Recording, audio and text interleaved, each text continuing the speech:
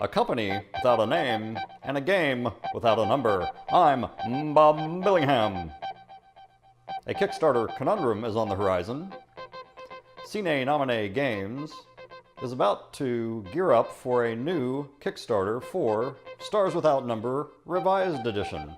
However, according to the Yale Bright Star catalog, there are 9,096 stars visible to the naked eye.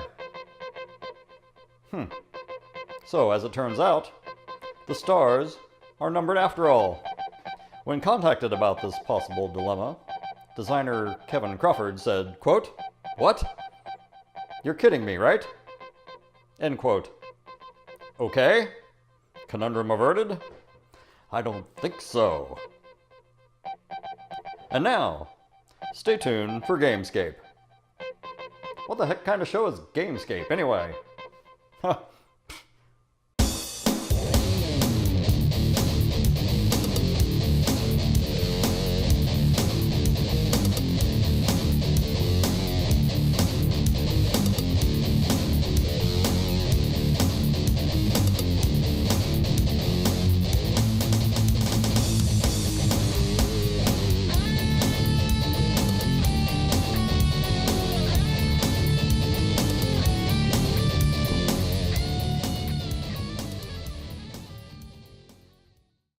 Well, at least this time Bob Billingham didn't break right into the middle of my show. That's a plus.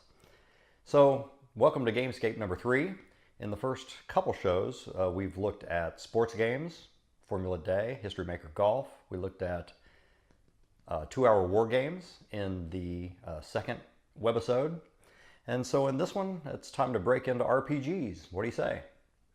Before I get into the feature game this time around, I want to talk a little bit about North Texas RPG Con.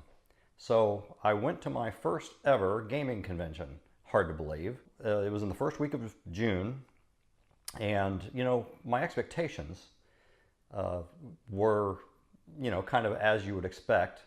In the media, you know, the coverage you see with all the, you know, kind of frankly strange looking people, you know, and there's lots of cosplayers and craziness and, you know, huge conference rooms filled with tables and people trying to play games in that environment. And I don't know, it just didn't really appeal to me from what I saw.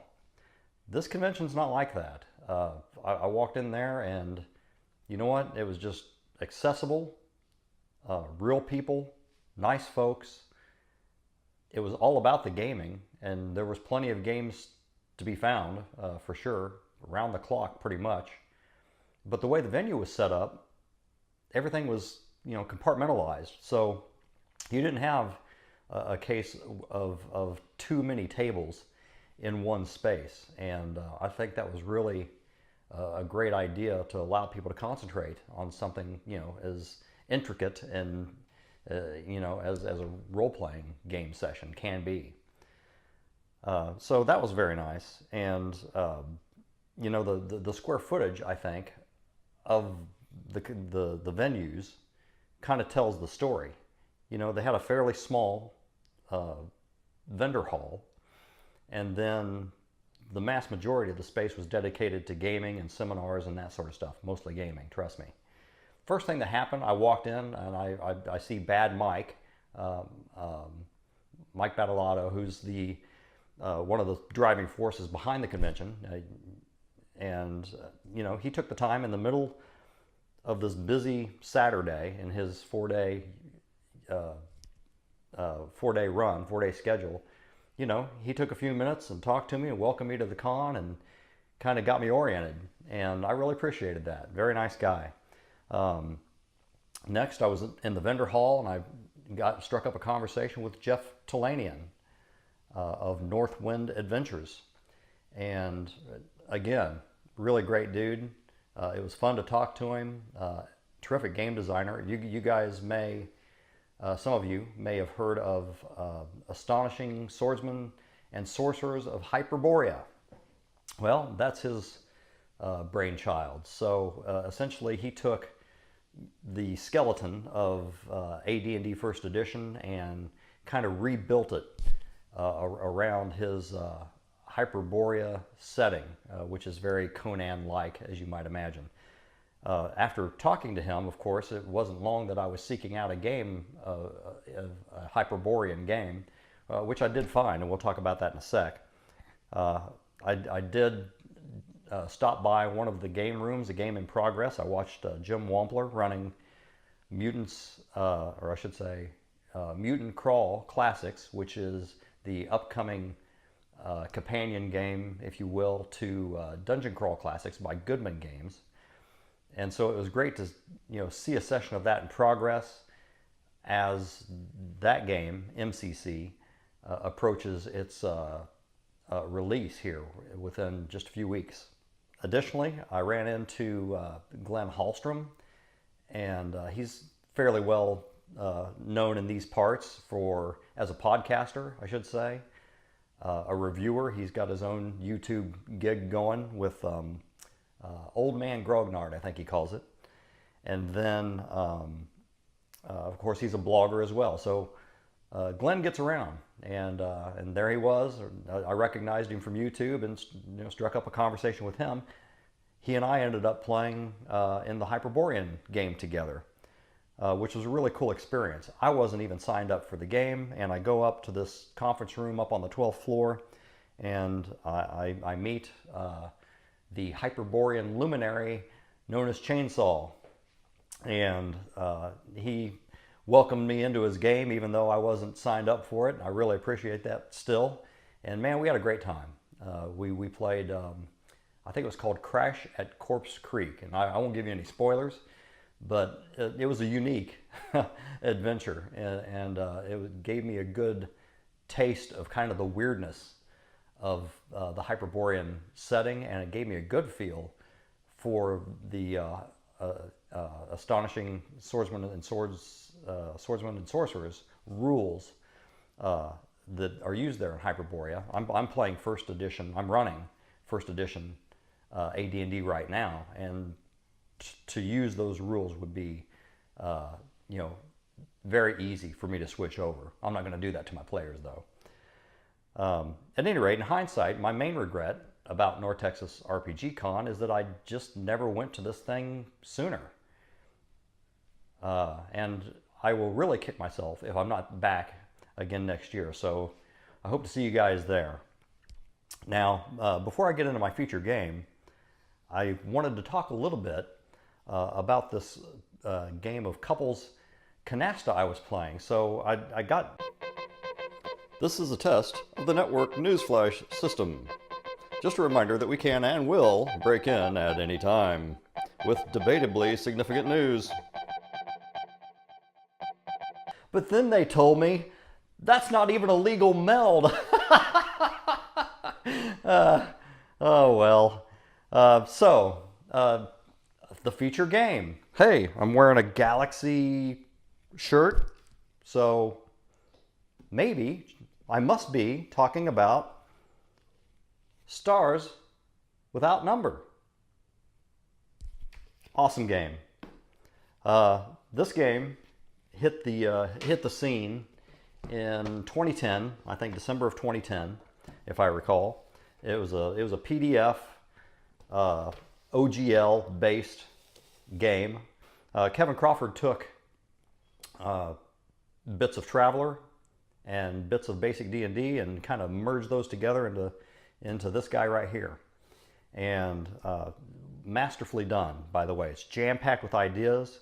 It established Mr. Crawford's signature style of using tags and tables and charts to enable, inspire, and create sandbox-style scenarios and settings. And he's excelled at that ever since. This is what put him on the map.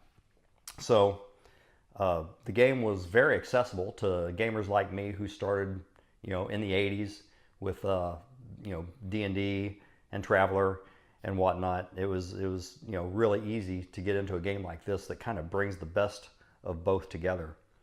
But suddenly there was this free PDF that motivated me to do some sci-fi gaming. So of course, as soon as I realized that you could go to Lulu and for rather cheap order a hardback, then by golly, I did it, and I'm glad I did. This one is no longer available. I think Mongoose picked it up and did a print version for a while. And over the years, you know, I've ended up running this game quite a few times, mostly short campaigns, you know, 2, 3, 4 sessions. I've run a few one-offs, and I've run it in different modes, including the Stellar Heroes optional rules, which allow you to run it in a really heroic cinematic kind of way. By default, the game's rather gritty, but nonetheless, no matter which way I decided to use this game, it's always been fun, and I really like the default grittiness of it. It makes it really tense for some dramatic kind of sci-fi exploration kind of stuff. After this, you know, Kevin went on, Sine Nomine Games that is, went on to produce Other Dust, which is their post-apocalyptic companion, 100% compatible with Stars Without Number. And then he released several other supplements. Darkness Visible is one. This is for espionage campaigns in space. And then Sons of Gold, if you want to get into the trade, bartering aspect, if you want to run a game where the focus is on your characters or your players, you know, trying to earn enough money to pay off their ship and other debts, or make money salvaging, whatever you want to do, it's in there. So, and then I was also on board for Scarlet Heroes, which takes those stellar hero rules that I referred to earlier, and this uses a similar set of rules as its base, and sets it in his the Red Tide setting is the name of that setting. So all terrific games, all ones I'm glad I've got. On and on the march went for Sine Nomine and Mr. Crawford. 2015 brought a couple more Kickstarters with Silent Legions and Starvation Cheap. Starvation Cheap being another supplement for Stars. And then in 2016, Godbound came along, and Kevin was able to really kind of stretch his legs a little bit in the game design arena, and make you know, the game systems kind of that this is built on, I believe, make it really over the top to handle exalted type, Wrath of the Titans type scenarios, playable with rules that you're already familiar with. So really good stuff. But now in 2017, Sine Nomine comes full circle. Of course, like many of you, I couldn't hardly wait to see what the new Stars Without Number Revised had in store. So I got hold of the PDF recently and started delving into it. So let's go on then to the Game Changer segment and take a look at the latest draft of Stars Without Number Revised. 4,133, 4,134, 4,135, 4,136, what in the world? Not right now. This is Gary. Hello, this is Walgreens Pharmacy calling to let you know that your Propecia is ready for pickup. No, not now. Sorry. Oh, crud. Okay, where was I? 3,009. Oh, heck. Okay, over here. 1, 2, 3.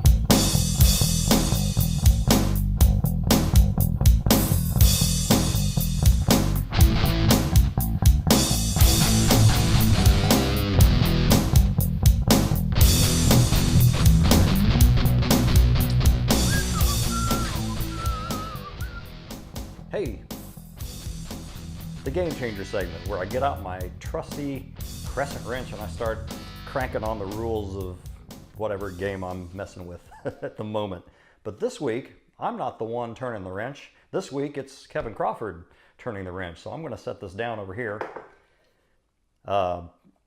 What's he doing with this new revised edition? Well, let's get into that. I've reviewed the thing fairly thoroughly.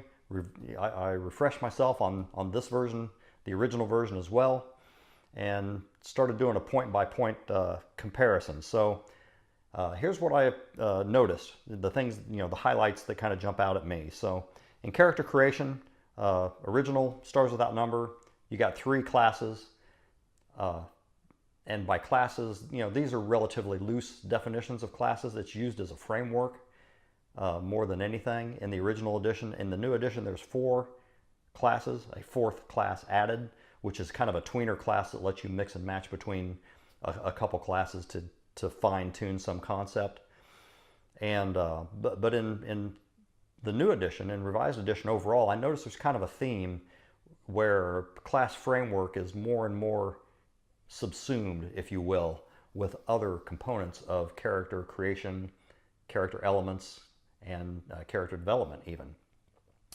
So an example of that are the backgrounds, which originally, in the original version, they were just kind of skill bundles, justifying what that character had done prior, experience. In the new version, backgrounds have been moved to the foreground a little bit, in a sense, because it still represents skills, but it also represents character growth in terms of attributes, and I think foci are included in that as well. Speaking of foci, that's something new, focuses, or a focus component to your character. And the best analog I can give is these are like feats, and so for some people, they're really going to like that. Other people, not so much. Also in the new version, there are now 3 saves as opposed to 5 in here. I think the new saves have been condensed a bit into just physical, mental, and evasion, maybe? Trying to remember. So in the original version, we also had, like I said, the 3 classes delineated hit points by hit dice. So you had D4, D6, and D8 respectively for the classes, D8 being the warrior. Now in the new version, all the classes get a D6 for hit points, but the warrior gets a +2 bonus, ensuring a steady outpacing of other less martial classes. Armor class is also ascending now instead of descending, which I think that's a good change. The skill list. Oh my, the skill list. In the original game, we had, at my count, unofficial count, 53 skills. And it doesn't seem like that many when you're looking at it, but there's a lot of discrete skills that actually fall under a larger heading, such as culture, combat, and technology. So we've gone from 53 in the original, and now it's been pared down to 19.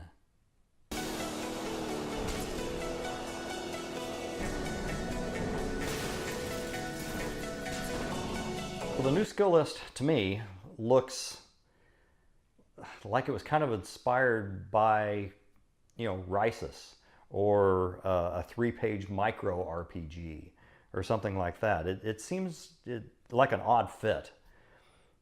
In the original game, for example, we had skills such as gunnery and projectile weapons and energy weapons and sci-tech and that sort of stuff. Now all of that is shoot.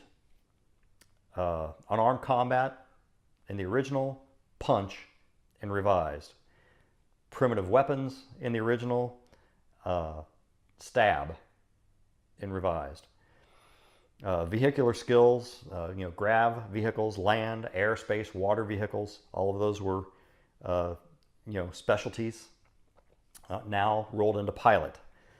Stealth is now sneak, on and on it goes. Tech abilities, Maltech, astronautics, post-tech, all of that is now fix. To me, the new skills just don't sound like they belong in a full-fledged science fiction game. Particularly one that has some, excellent crunch in other parts of it, such as the revised equipment and vehicle section, which now runs 30 pages currently in the draft. And it's got all kinds of cool gear, such as adrenal suppression pumps and void carbines and vortex cannons and that sort of stuff. But now your involvement, your engagement, interaction with some of these weapons will depend on skills like fix and shoot and program and work. And to me, it's just kind of a game design non sequitur, and I'm having a hard time getting past it. We'll see how that goes for me. Personally, since it is the Game Changer segment, I'll just say that if I were to streamline skills to this extent in a game design, I would consider jettisoning skills altogether and just use traits, kind of how they're presented here in Scarlet Heroes, where you basically have a phrase that represents a broad area of competence that could cover multiple skills. You know, if say you're an outdoorsman, you know, that's your trait, and then that covers all things outdoorsy, whether it be setting traps, tracking, survival skills, foraging, etc. Just an example. However, having said that, I still prefer the nomenclature of the original skill list for the way it works in the setting. If you feel like, you know, a big skill list has spread you too thin, you can always, you know, double the skill picks or something like that.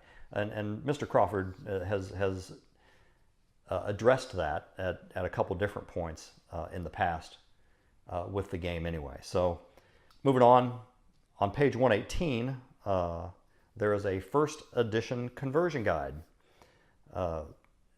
which is handy. But by the time I got to this part of the book, of course, I'd already pretty much decided that the new version is not nearly as backwards compatible as I had hoped. And so at that point of the PDF, I began kind of looking at this in a different light in terms of, well, what can I use to port back into my original game?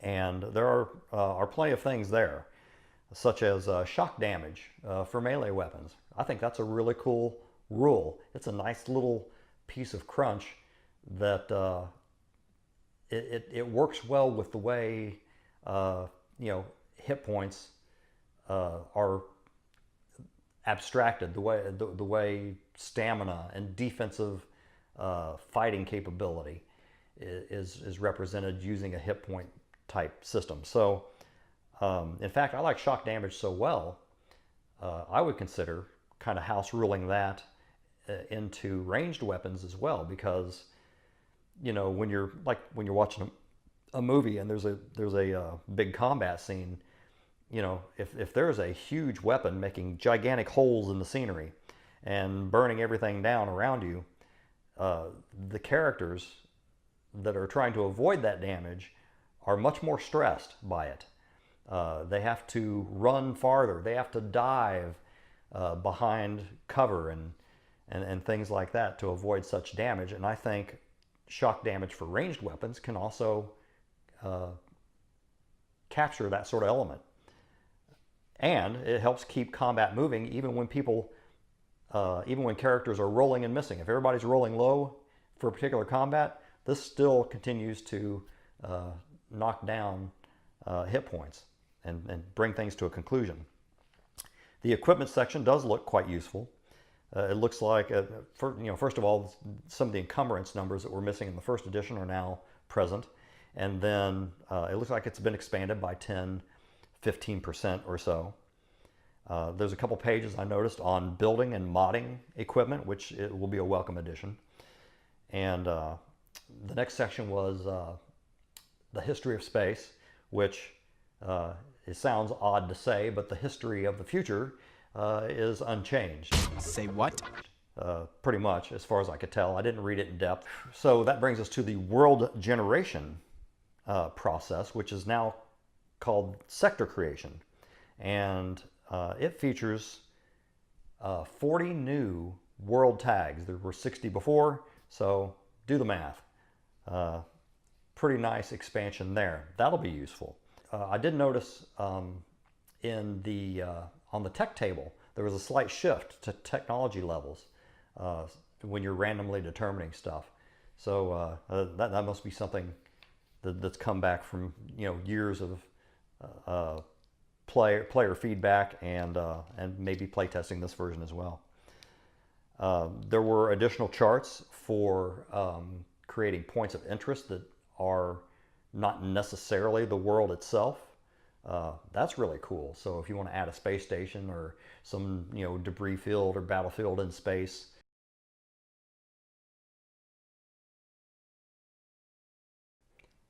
Hey folks, here I sit on a Friday evening as I was putting the finishing touches on this video. I found some significant technical difficulties in the final couple minutes, and so I'm reshooting real quick my wrap-up. And I just want to say, I wish the best success for Sine Nomine and the upcoming Stars Without Number revised Kickstarter. I hope I can pilfer from the ongoing developments for years to come. And in closing, I'd like to say, thank you for watching. Don't forget to check out the Patreon campaign for Gamescapers, winning games, giving games away, that sort of stuff. And check us out on Facebook, Gamescape, and see ya!